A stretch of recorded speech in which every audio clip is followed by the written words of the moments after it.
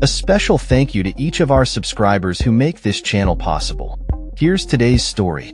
In a significant diplomatic move, U.S. Special Envoy Steve Witkoff met with Israeli Prime Minister Benjamin Netanyahu on July 31, 2025, aiming to salvage faltering Gaza truce talks and address the escalating humanitarian crisis in the enclave. Reports from a global hunger monitor indicate that famine is unfolding in Gaza, intensifying the urgency of the situation. The meeting comes at a time when Israel's military actions have drawn widespread condemnation and concern from the international community. Shortly after Witkoff's arrival, former President Donald Trump took to his Truth social platform, stating, "The fastest way to end the humanitarian crises in Gaza is for Hamas to surrender and release the hostages." This statement reflects a shift in U.S. diplomatic posture, as the State Department announced sanctions against officials from the Palestinian Authority and the Palestine Liberation Organization, accusing them of undermining peace efforts. The PA and PLO are recognized internationally as representatives of the Palestinian people, and their status is increasingly at the forefront of discussions surrounding a potential Palestinian state. The implications of the U.S. sanctions remain unclear, as the State Department did not disclose specific individuals targeted by the measures. Witkoff's visit comes amid rising international pressure on Netanyahu's government regarding the humanitarian fallout from military operations in Gaza. Following the meeting, an Israeli official indicated a growing understanding between Israel and the U.S. about the need to transition from a plan to release some hostages to a broader strategy that encompasses the release of all hostages, disarming Hamas, and demilitarizing Gaza. Witkoff is slated to visit Gaza on Friday to oversee food aid deliveries, as part of efforts to expedite humanitarian assistance to the region. White House Press Secretary Caroline Leavitt announced that Witkoff and the ambassador would brief President Trump immediately after their visit to finalize a plan for food and aid distribution. Trump's comments on the situation in Gaza reflect a complex interplay of opinions within the U.S. political landscape. When asked about Representative Marjorie Taylor Greene's characterization of Israel's actions as genocide, Trump remarked, "It's terrible what is occurring there. Yeah, it's a terrible thing. People are very hungry."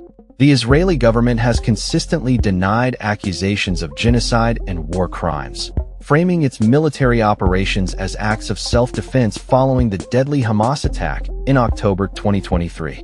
Meanwhile, indirect ceasefire negotiations between Israel and Hamas in Doha have stalled, with both sides trading blame for the deadlock and unresolved issues regarding military withdrawals. Amid these tensions, Israeli cabinet ministers have expressed support for annexing the West Bank, a move that Palestinians argue would jeopardize any prospects for a two-state solution. Reports indicate that Israel has responded to Hamas' latest amendments to a U.S. proposal for a ceasefire and hostage release, but there has been no immediate response from Hamas. As the humanitarian crisis in Gaza deepens, medical officials report that at least 23 individuals have been killed by Israeli fire, including civilians seeking aid. The Gaza Health Ministry has documented 156 deaths attributed to starvation and malnutrition, with children disproportionately affected. In response to international outrage over images of starving children, Israel announced a temporary halt to military operations for 10 hours a day in certain areas of Gaza to facilitate aid deliveries. However, the UN Office for the Coordination of Humanitarian Affairs has indicated that the volume of aid reaching Gaza remains insufficient. Residents face significant dangers from both Israeli forces and looters when attempting to access supplies. Pressure is mounting on Hamas to negotiate a ceasefire with Israel, as the group continues to hold 50 hostages, with around 20 believed to be alive. Families of the hostages have staged protests, urging the Israeli government to end military operations in Gaza, which have resulted in the deaths of over 60,000 Palestinians since the outbreak of conflict in October 2023. Netanyahu's coalition government, which includes far-right parties advocating for the annexation of Gaza, remains steadfast in its commitment to continue military operations until Hamas is disarmed. Hamas has rejected calls for disarmament, asserting that Palestinian resistance will persist until an independent state is established with Jerusalem as its capital. Qatar and Egypt are mediating ceasefire efforts, aligning with a declaration from France and Saudi Arabia advocating for steps toward a two-state solution. This declaration emphasizes the necessity for Hamas to relinquish control of Gaza and disarm in favor of the Palestinian Authority. Israel has dismissed the notion of the PA gaining authority over Gaza, asserting that such a transition is unacceptable.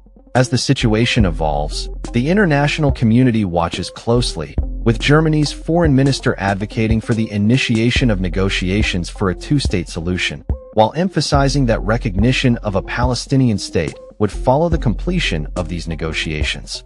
The ongoing conflict, rooted in decades of tension, continues to present challenges to peace efforts and humanitarian relief in the region.